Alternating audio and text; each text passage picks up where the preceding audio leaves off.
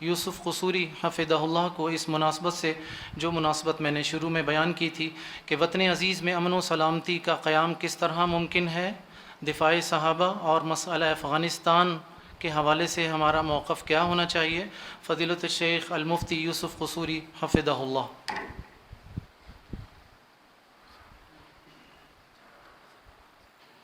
نحمدہ ونصلی علی رسولہ الکریم، اما بعد فاعوذ باللہ من الشیطان الرجیم، بسم اللہ الرحمن الرحیم۔ وَأَلْزَمَهُمْ كَلِمَةَ التَّقْوَى وَكَانُوا أَحَقَّ بِهَا وَأَهْلَهَا وَكَانَ اللَّهُ بِكُلِّ شَيْءٍ عَلِيمًا۔ واجب الاحترام محدث العصر علامہ عبداللہ ناصر رحمانی دامت برکاتہم العالیہ، اسٹیج پہ موجود قائدین، علماء کرام اور ذی وقار اہل علم، بھائیوں، دوستوں اور ہم سفر ساتھیوں، اس کائنات میں سب سے بہتر، برتر، افضل اور اعلیٰ جماعت انبیاء و رسل علیہم السلام کی ہے، جنہیں اللہ تعالیٰ نے بندوں کی طرف پیغام رسانی کے لیے منتخب کیا، اور اس کام کے بطریق احسن سر انجام دینے پہ انہیں سلام کہا، قل الحمد للہ وسلام علی عبادہ الذین اصطفیٰ۔ فرما دیجئے کہ تمام تعریفیں اللہ ہی کے لیے ہیں، سلام ہو ان بندوں پہ جنہیں اللہ تعالیٰ نے چن لیا ہے، منتخب فرمایا ہے۔ نبوت و رسالت کا منصب اکتسابی نہیں کہ کوئی شخص محنت کر کے اس منصب پہ فائز ہو جائے، بلکہ استفائی ہے۔ اس منصب پہ وہی ہستیاں فائز ہوئیں جن کا اللہ نے انتخاب کیا ہے۔ کوئی بھی شخص محنت اور کوشش کر کے حافظ قرآن بن سکتا ہے، عالم دین بن سکتا ہے، مفتی بن سکتا ہے، مجتہد بن سکتا ہے، مفسر بن سکتا ہے، محدث بن سکتا ہے، ولی تو بن سکتا ہے، لیکن رسول اور نبی نہیں بن سکتا۔ رسول اور نبی وہی بنے ہیں جنہیں اللہ نے بنایا۔ اللہ یصطفی من الملائکۃ رسلا ومن الناس، انسانوں اور فرشتوں میں سے پیغام رسانوں کا انتخاب اللہ نے بذات خود کیا ہے۔ ہاں، جتنے بھی نبی اور رسول آئے ان کی صورتیں بے عیب اور سیرتیں لا ریب تھیں۔ یہ کہا جا سکتا ہے کہ وجود تو نبی کا ہے، لیکن اس میں بندوں کے لیے معجزاً رحمت اللہ کی عطا کردہ ہے۔ سینہ تو نبی کا، لیکن اس میں عطا کردہ علم اللہ کا، دل نبی کا، لیکن اس میں چاہت اللہ کی، ہاتھ نبی کا لیکن پکڑ اللہ کی، قدم نبی کا، راستہ اللہ کا، زبان نبی کی اور پیغام اللہ کا۔ وما ینطق عن الہوی ان ہوا الا وحی یوحی، وہ اپنی مرضی سے نطق نہیں فرماتے، ان کی زبان سے وہی نکلتا ہے جو وحی بنا کے اس پہ نازل کیا جاتا ہے۔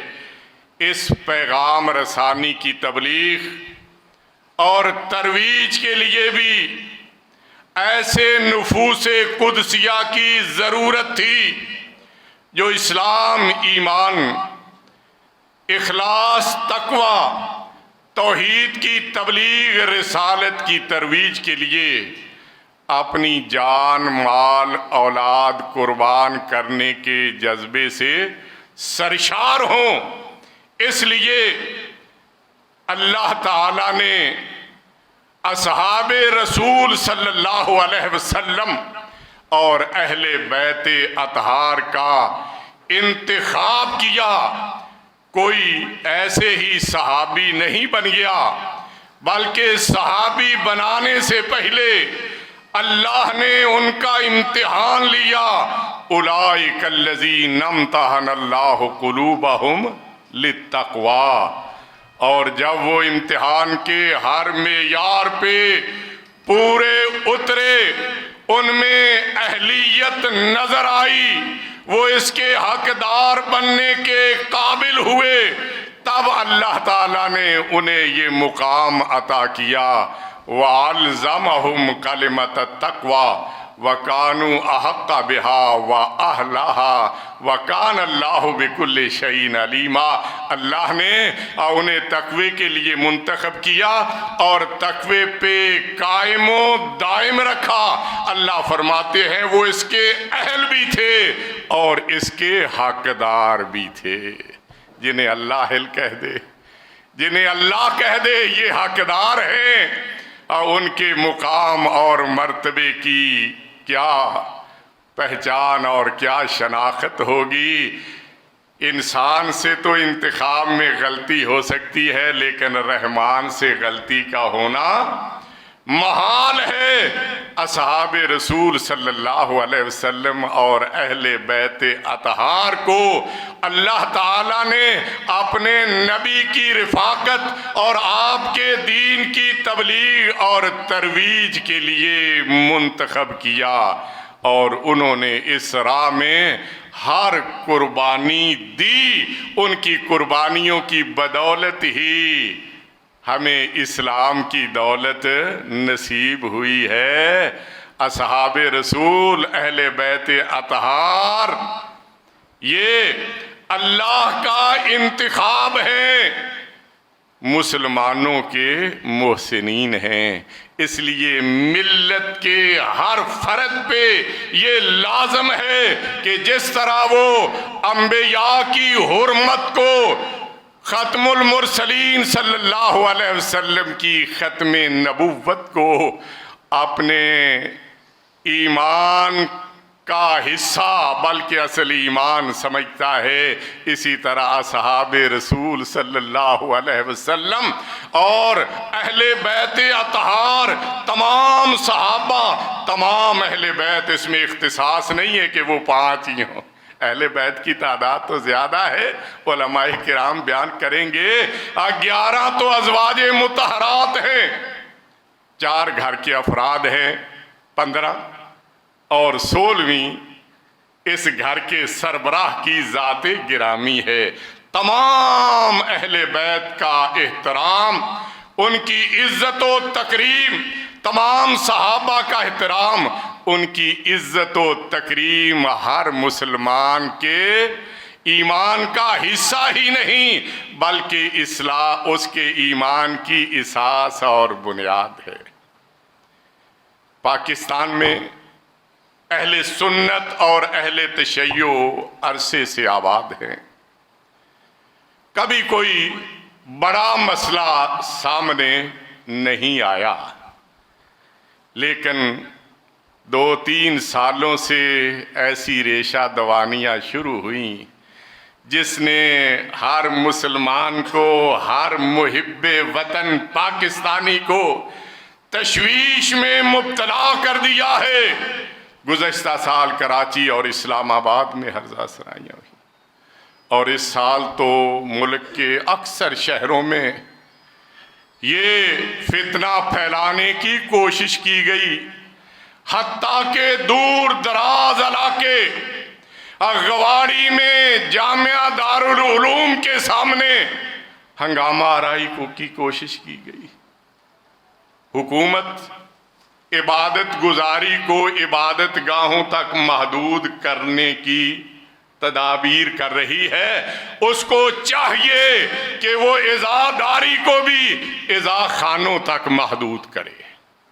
کسی بھی مہذب معاشرے میں ہر شخص کو یہ تو حق و حاصل ہوتا ہے کہ وہ اپنے بڑے کا ادب اور احترام کرے، اس کی شان اور مقام کو بیان کرے، لیکن کسی کو یہ حق نہیں حاصل ہوتا کہ وہ دوسرے کے بڑوں کے بارے میں ہرزہ سرائی کرے.